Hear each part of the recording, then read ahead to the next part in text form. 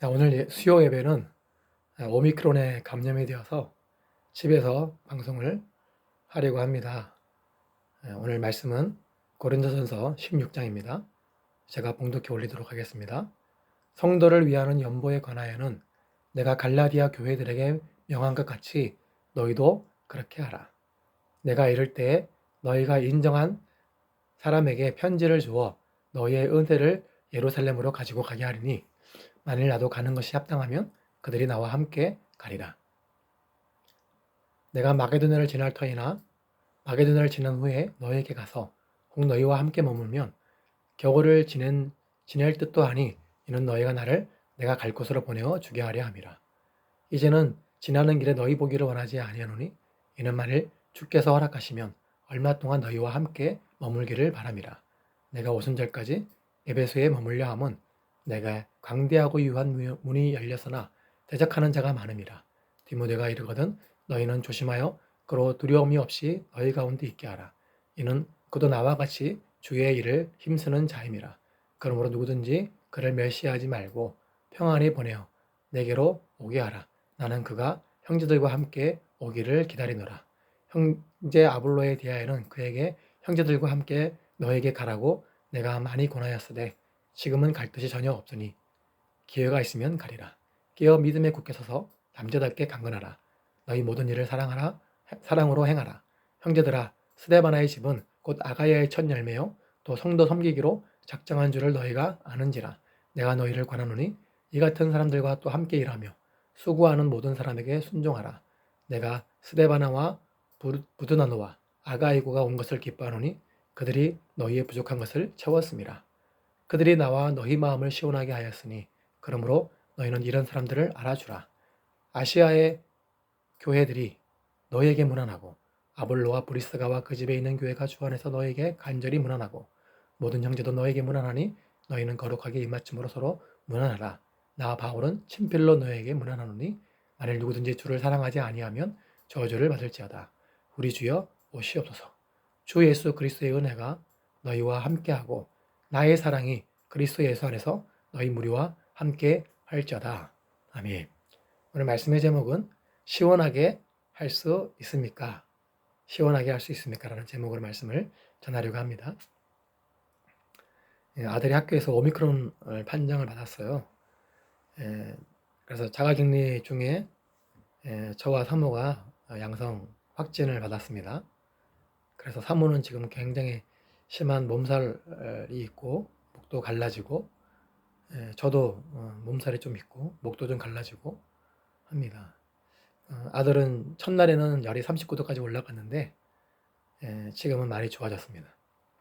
아픈 것도 걱정이 되긴 하지만 예배에 지장을 주어서 마음이 참 답답합니다.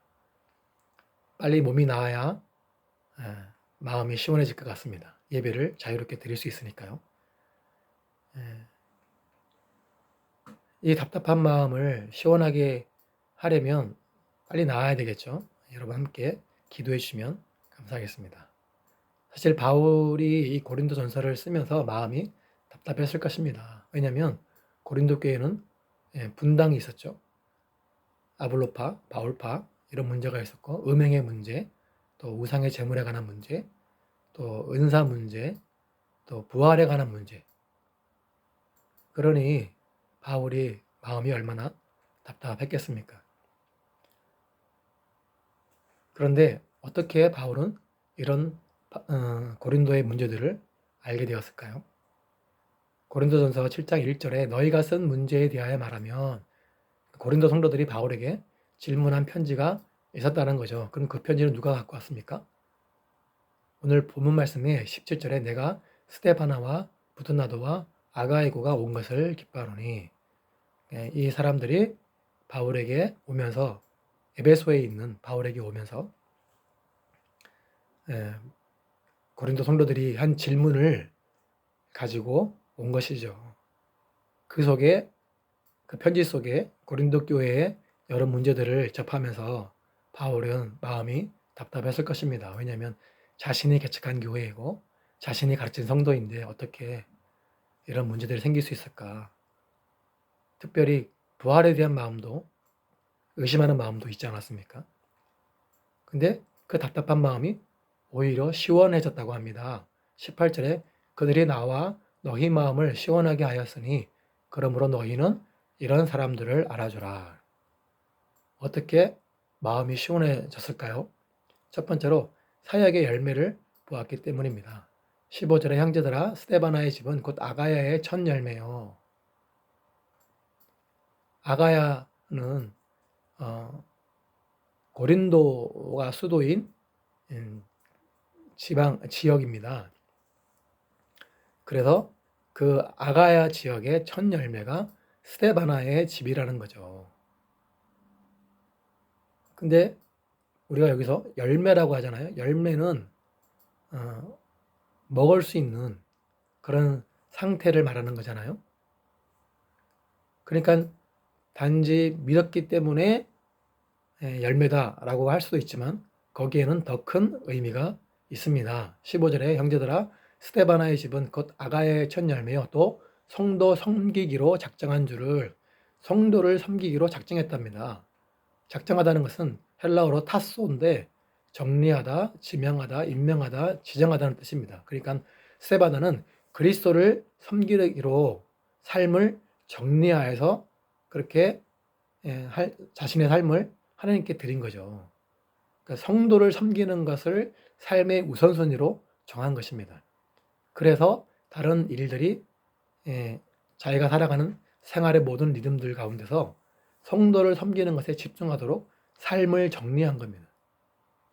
근데 우리는 보통 거꾸로 하죠. 고3이 되면 입학시험 보고 그리고 대학에 합격하면 그때 다시 신앙생활 하자. 보통 이러시는 분들이 있죠. 근데 사실은 주일 성수를 먼저 하고 공부하는 게 당연한 것 아닙니까? 그러니까 스데바나는 자신의 삶을 이렇게 정리했다는 거죠. 스데바나의 가정은 성도를 섬기는데 삶을 재배치하면서 우선순위를 돌렸는데 이것이 스데바나 한 사람의 섬김이 아니라 가정 전체의 섬김이었다는 것입니다. 제가 학부 때 히브리어 교수로 우리를 가르치시는 분이 계시는데 아프리카 선교사님이셨어요. 히브리 대학을 졸업하셨는데 아프리카에서 선교 사역을 하다가 말라리아에 걸려서 거의 죽다 살아났답니다.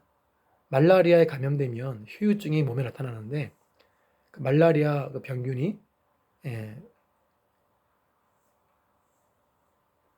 만약에 신장으로 가면 신부전, 간으로 가면 간부전, 만약에 중추신경계로 가면 기억상실, 경련, 정신분열 등이 일어나고요.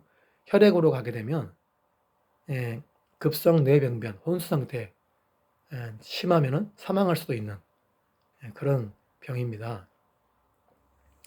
네, 말라리아에 2번이나 감염이 되었기 때문에 의사가 더 이상 아프리카에 가지 말라고 한 번 더 걸리면 생명의 위험을 줄 수 있다고 경고를 했답니다.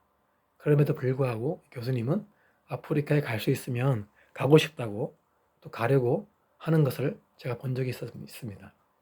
교수님은 어릴 때 선교사가 되겠다고 정하셨대요. 근데 그 어린 학생이 선교사로 가겠다 그러면 그것도 여자아이인데 자신의 딸이 선교사로 가겠다고 하면 보통은 말리죠. 그리고 생각을 바꾸게 해서 다른 것들을 꿈꾸도록 이렇게 유도를 할 텐데 아프리카 선교사로 가겠다고 하니까 부모님들이 어떻게 했냐면 아프리카는 더운 곳이니까 더위가 몸에 익숙해야 된다고 집안에 있는 에어컨 같은 선풍기 같은 가전제품들을 없애버렸답니다. 그리고 아프리카에서 선교사로 활동할 때에 좋은 기술이 뭘까? 전도하는 데 유용한 게 뭘까? 찾다가 태권도를 알게 되어서 태권도를 또 가르쳤답니다. 보통의 부모들과 다르죠. 선교사가 아닌 다른 꿈을 소개하거나 해서 아이의 마음을 돌리는 부모가 많은데 그런데 이 교수님의 부모님은 그렇게 하지 않았다는 거죠. 가정이 주님께 온전히 헌신되어 있었기 때문에 가능한 것입니다. 우리 믿음의 가정은 하나님께 영광을 돌린다고 말로만 하지 말고 구체적으로 어떻게 하나님께 영광을 돌릴 것인지를 찾아봐야 될 줄로 믿습니다. 우리의 생활에서 일어나는 아주 작은 일에서부터 그렇게 시작하면 분명히 우리에게 주시는 하나님의 은혜가 있을 줄로 믿습니다. 마음을 하나님께 드리십시오. 하나님 지금도 기다리고 계십니다. 우리는 지금 이 세상을 살아가면서 불신자들은 혼적인 몸을 입고 있잖아요. 혼적인 몸, 푸시키코스, 이 혼적인 몸. 그러나 예수를 믿고 나서 이제 예수님의 재림 때의 부활의 몸, 재림의 날을 사모하며 살아가는 사람들이 그리스도인들이죠.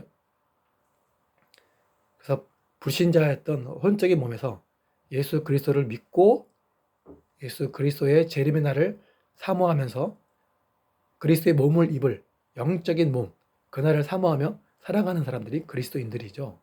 그런데 성령이 임하여 성전이 된 그리스도인이 되었지만 예수를 나의 주, 나의 하나님으로 믿는 신자들이 되었음에도 성숙하지 못한 육신은 가지고 있는 사람이 있는가 하면 신령한 영적인 사람으로 성숙함에 이르는 그리스도인들도 있는 거죠.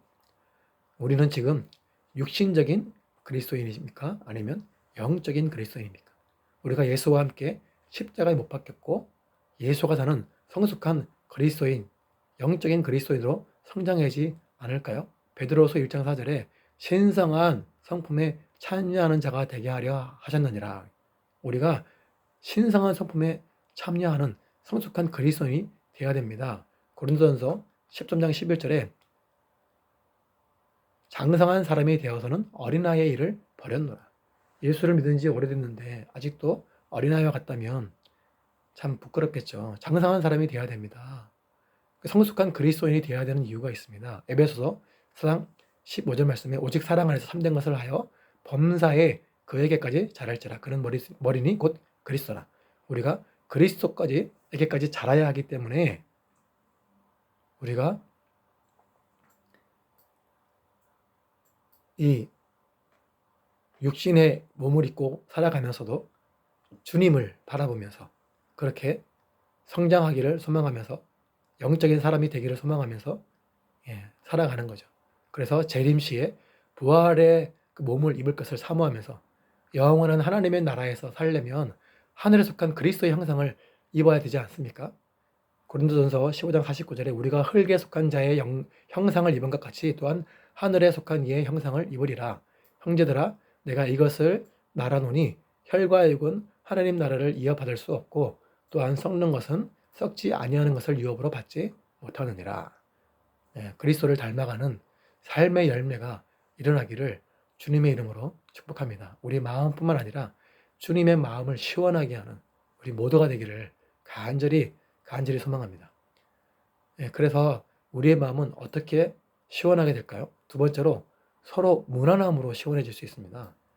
19절 아시아의 교회들이 너희에게 무난하고 아굴라와 브리스가와 그 집에 있는 교회가 주 안에서 너희에게 간절히 무난하고 모든 형제도 너희에게 무난하니 너희는 거룩하게 입맞춤으로 서로 무난하라. 나 바울은 친필로 너희에게 무난하노니. 안부를 전하는 것이 마음을 기쁘게 한답니다. 근데 무난 인사를 전하는 게 좀 힘든 사람도 있죠. 요즘 현대사회가 누군가의 신망을 부담스러워 하지 않습니까? 그래서 제가 성도님들에게 전화하거나 신망한다고 했을 때 부담스러워하면 어떡하지? 하는 생각을 하면서 잘 못했어요. 그런 거를 부담스러워 할까봐. 그런데 제가 이번에 오미크론에 감염되어서 힘들어하고 있는데 권사님께서 전화를 주셨어요. 아들이 좀 어떤지 물어보셨습니다. 그리고 며칠 있다가 또 전화를 주셨는데 그때는 저와 사모까지 감염된 상태였죠. 전화를 끊고 나서 마음이 기뻤습니다. 아, 이렇게 문안을 하는 게 좋은 것이구나. 그래서 제가 일주일에 한 번은 꼭 문안 인사를 드리려고 합니다. 부담스러워하지 마시기를 바랍니다. 사실은 설교 시간에 눈을 마주치는 것도 성도님들이 부담스러워 할까봐 카메라를 주로 보고 했는데 이제는 문안 인사하는 마음으로 성도들과 눈을 마주치면서 설교를 하려고 합니다. 부담 갖지 마시기를 바랍니다. 스데바노는 성도를 섬기는 삶에 집중하겠다면서 삶의 우선순위를 정했는데 그것을 잘 지켰을까요? 8절 말씀에 내가 오순절까지 에베소에 머물려 함은 바울이 에베소에 머물면서 사역을 하고 있을 때 스데바나가 방문하죠. 17절에 내가 스데바나와 부드나도와 아가이고가 온 것을 기뻐하노니 그들이 너희의 부족한 것을 채웠음이라. 스데바나는 에베소에 있는 바울을 방문하여서 교회를 섬기는 모습을 지금 보이고 있는 거예요. 고린도 교회에 분쟁이 일어나고 여러 가지 음행과 우상의 제물과 부활의 문제, 또 은사 문제 이런 것들로 혼란스러웠었는데, 이 편지를 가지고 온 스데바나를 보면서 바울이 뭐라 그러냐면 그들이 너희의 부족한 것을 채웠습니다.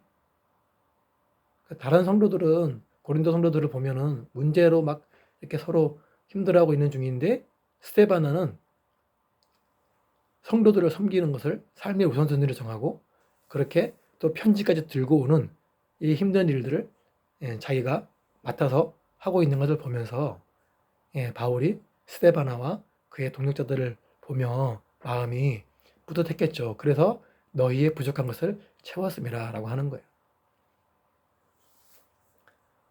편지를 고린도에서 에베소까지 들고 가는 게 쉬운 일이 아니죠. 배를 타고 가야 되고 한참을 가야 되기 때문에 쉬운 일이 결코 아닙니다. 그런데 성도를 섬기는 것을 삶의 우선순위로 정한 스데바나이기에 그 일을 기꺼이 맡은 거죠. 그래서 18절에 그들이 나와 너희 마음을 시원하게 했으니 그러므로 너희는 이런 사람들을 알아주라. 알아주라. 그들의 섬김을 알아주라는 거예요.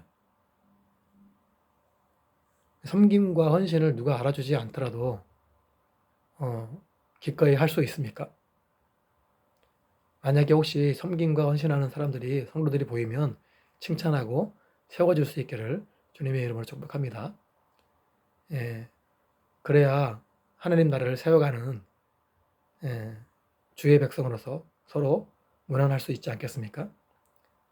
그런데 알아주라는 이 단어가요, 에피기노스코라는 단어인데 알다, 이해하다라는 단어입니다. 단지 헌신과 섬김을 알아주라는 그런 말이 아닙니다. 알고 이해하라는 거예요. 누가복음 1장 4절에 이는 각하가 알고 있는 바를 더 확실하게 하려 함이라 그랬어요. 확실하게 하려라는 단어가 바로 에피기노스코예요. 그러니까 신앙의 확실함을 알게 하려고, 이해하게 하려고 한다는 그런 뜻이죠. 그러니까 고린도 성도들이 스데바나 이런 섬김과 헌신을 알아주라, 이것은 그냥 잘 섬기네 이런 말이 아니고 그가 하는 섬김과 헌신을 이해하고 배우라는 것입니다.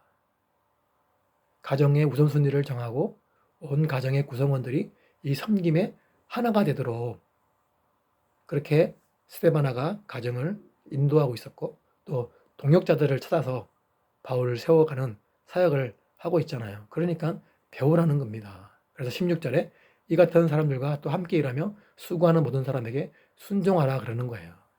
순종하라. 첫 열매라고 하면 개척교회 멤버잖아요. 거기다가 신앙도 좋으면 목이 꼿꼿해지고 교만해질 수 있는데 오히려 더 섬김에 열심이었다는 거죠.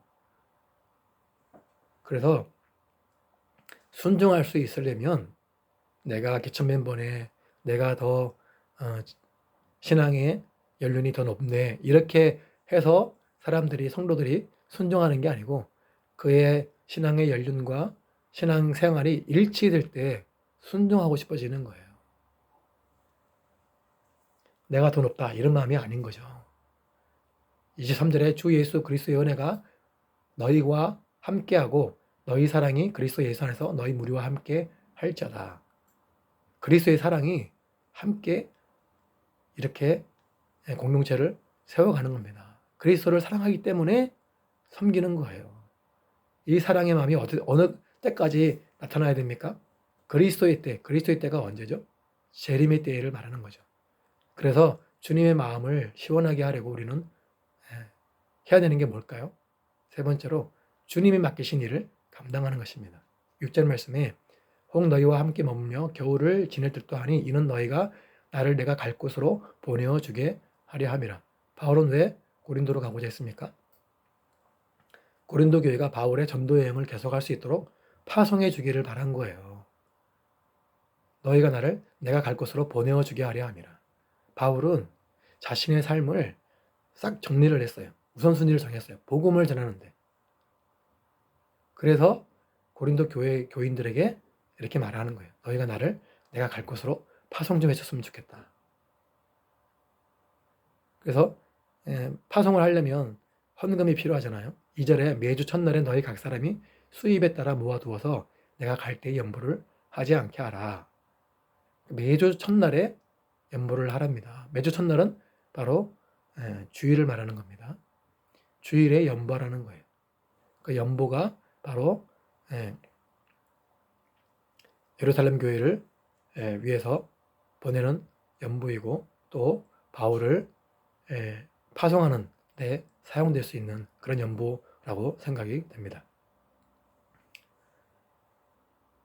그래서 2절에 매주 첫날에 그렇게 연보를 매주 순차적으로 하라는 거예요. 바울이 온다고 그날 막 어떻게 우르르 하라는 게 아니고 부랴부랴 하지 말고 미리미리 하라는 겁니다.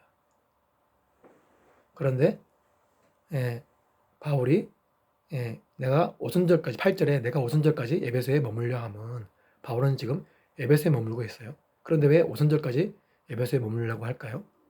9절에 내게 광대하고 유효한 문이 열렸으나 대적하는 자가 많음이라. 광대하고 유효한 문, 복음의 전도의 문이 열려 있다는 거예요. 그래서 그때까지는 오순절까지는 머물려고 하는데 대적하는 자가 많아서 오순절을 넘어서는 더 이상 머무를 수 없을 것 같다. 지금 이 말을 하는 거예요. 바울은 자신에게 위험이 닥쳐오는 것을 보면서도 그렇게 복음의 문이 열려있기 때문에 그 사역을 끝까지 감당하려고 하는 것이죠. 전도하는 사역에 모든 관심을 두고 있기 때문에 그렇습니다. 이런 어려움 속에서도 바울은 자신에 맡겨진 사역을 감당하고 있는 거죠. 그런데 어떻게 바울은 이렇게 자신의 삶을 정리를 했을까요? 우선순위를 정했을까요? 22절에 만일 누구든지 주를 사랑하지 아니하면 저주를 받을지어다. 우리 주여 어서 오시옵소서. 바울은 고린도전서에서 기록한 주님의 뜻을 지키지 않으면 주님을 사랑하지 않는 것으로 여김을 받게 될 것이라고 말하면서 저주를 받아 마땅하다고. 정말로 저주를 받으라는 것입니까? 아니죠. 고린도전서를 보내면서 그 속에 나타난 하나님의 주님의 뜻을 받아들이기를 간절히 소망하는 거죠. 그래서 강하게 말하는 거예요. 그리고 바울은 주님의 재림을 믿고 확신하고 있죠. 주여 어서 오십시오. 마라나타, 마라나타. 바울도 자신의 삶을 정리한 사람입니다. 스데바나만 자신의 삶을 정리한 사람이 아니죠. 모든 삶의 우선순위가 여러분 정해져야 됩니다. 그래야 주님의 마음을 시원하게 할 수 있습니다. 그리고 동역자들의 마음도 시원하게 할 수 있습니다. 삶의 우선순위가 명확하여서 주님을 섬기고 교회를 섬기고 성도를 섬기는데 모든 기쁨을 둔 것이죠. 우리는 지금 누구의 마음을 시원하게 하고 있습니까? 주님입니까? 자신입니까? 주님의 마음을 시원하게 하고 또 성도들의 마음을 시원하게 하고 서로 무난하면서 그렇게 교회를 세워나가고 성도를 세워나가고 또 그리스도에 오시는 그날까지 육신의 몸을 입고서 살아가면서 그리스도의 장성한 분량에 이르는 그리스도를 닮아가는 우리의 삶이 될 수 있기를 주님의 이름으로 축복합니다. 시원하게 할 수 있습니까? 우리는 그런 은혜를 받은 자입니다. 주님을 기리고 주님의 마음을 시원하게 하는 은혜가 넘치기에 소망합니다.